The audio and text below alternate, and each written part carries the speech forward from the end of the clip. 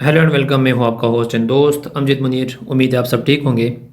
अच्छा, आज हम एक सीरियस इशू के ऊपर बात करने जा रहे हैं जो कि मोस्ट ऑफ द स्टूडेंट को फेस हो रही है कि आजकल अकाउंट काफ़ी ज़्यादा सस्पेंड हो रहे हैं, कम्प्लीटली डीएक्टिवेट हो रहे हैं। तो इसके पीछे क्या रीज़न है, ये क्यों डीएक्टिवेट हो रहे हैं और हम इसको किस तरह टेकल कर सकते हैं, हम इसको किस तरह रीइंस्टेट कर सकते हैं, हमने अपील किस तरह करनी है। तो आज हम इसी को डिस्कस करते हैं। अच्छा, ये एक अकाउंट है जो कि केस स्टडी है। अकाउंट डीएक्टिवेट हो चुके हैं परमानेंटली। तो अब ये क्यों हो चुका है, इसके पीछे क्या रीज़न है, तो आइए हम इसको देखते हैं। अच्छा, सबसे पहले आपने क्या करना है, अकाउंट हेल्थ में आ जाना है। अकाउंट हेल्थ में आने के बाद आप यहाँ पे देख लें। सबसे पहले आप अपनी जो शॉप की हेल्थ है वो देख लें कि शॉप की हेल्थ में यहाँ पे क्या लिखा है। यहाँ पे देख लें, आप देख सकते हैं ये शॉप हेल्थ गुड हेल्थ है। थोड़ा सा नीचे स्क्रॉल डाउन करें।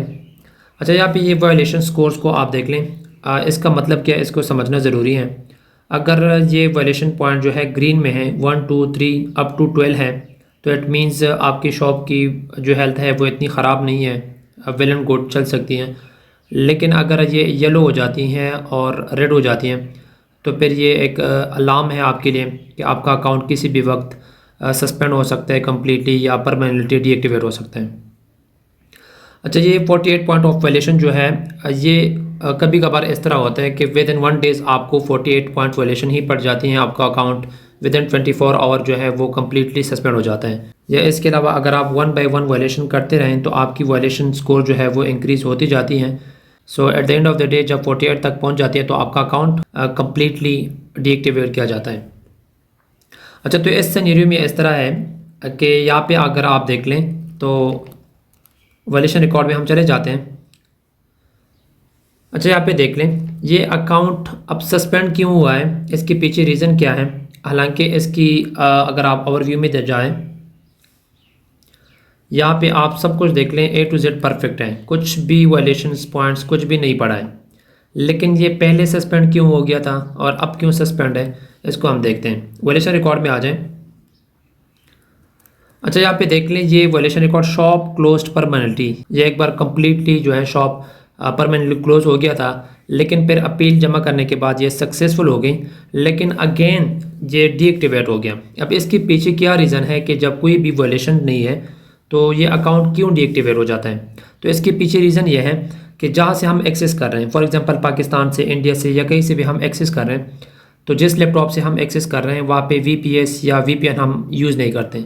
तो टिकटॉक शॉप वालों को ये शक हो जाता है कि ये कहीं और से, किसी और कंट्री से ये एक्सेस हो रहा है। तो इसी बेस पे तो वो क्या करते हैं, आपको वायलेशन देते हैं कि आप हमारी पॉलिसीज़ के खिलाफ जा रहे हैं। हालांकि कोई वायलेशन नहीं होती, लेकिन फिर भी उन लोगों को जब शक हो जाता है कि किसी और कंट्री से ये एक्सेस हो रहा है तो ऑटोमेटिकली वो आपको ये मैसेज दे देता है कि आपका ही किसी और कंट्री से, या हमारी सिंपल ये कह देते हैं कि हमारी टिकटॉक शॉप पॉलिसी को आप वायलेट कर रहे हैं, तो इस वजह से आपका अकाउंट परमानेंटली डीएक्टिवेट हो चुका है।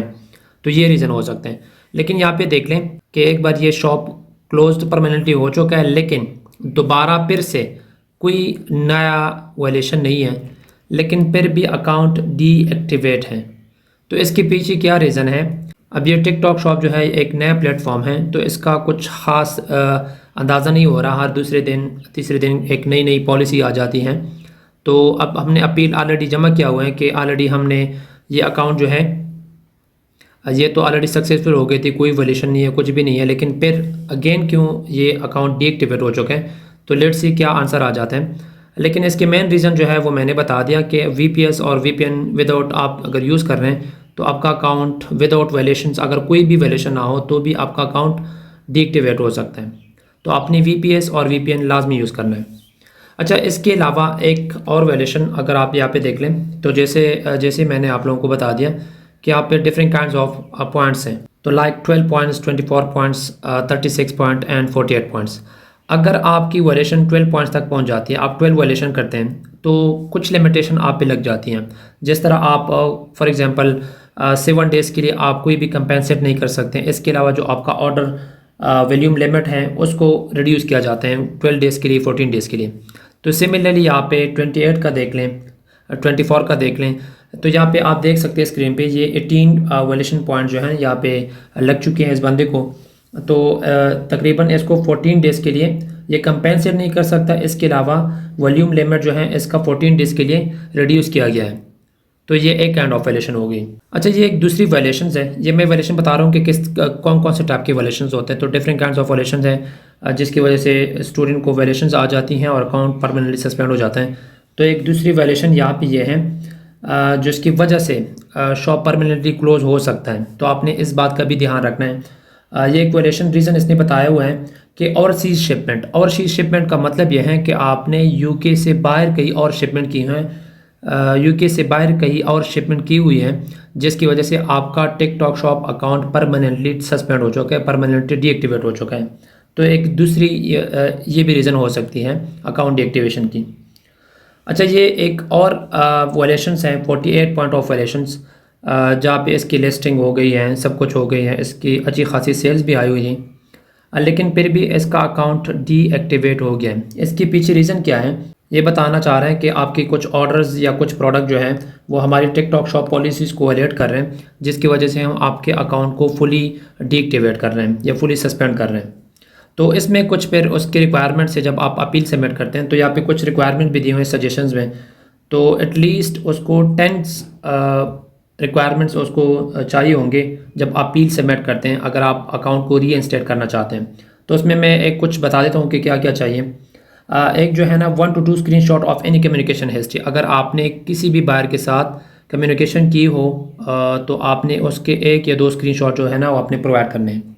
इसके अलावा इनवॉइस आपने प्रोवाइड करनी है कि आपने कहाँ से ये अपनी इन्वेंट्री बाई की है।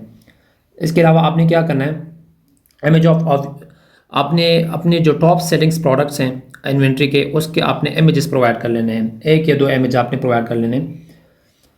इसके अलावा आपने क्या प्रोवाइड करना है, picture of holding your ID.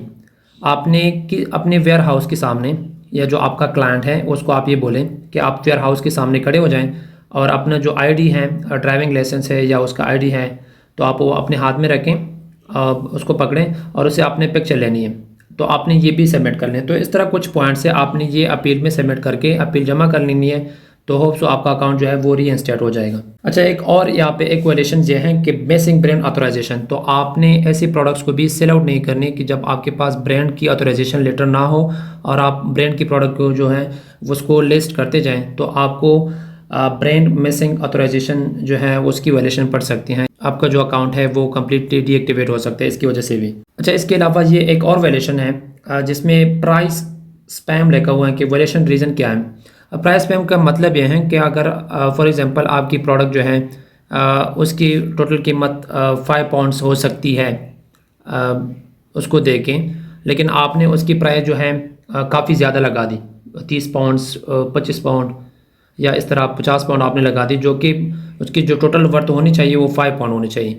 या एक ऐसी प्रोडक्ट है जिसकी टोटल वर्थ जो है वो 30 पाउंड होनी चाहिए, आपने 1 और 2 पाउंड्स लगा दी, तो इसको कहते हैं प्राइस स्पैम। तो इसकी वजह से भी आपका जो प्रोडक्ट है आपको जो पेनल्टीज़ हैं या इसके अलावा जो वैल्यूएशन पॉइंट है वो आपको लग सकती हैं।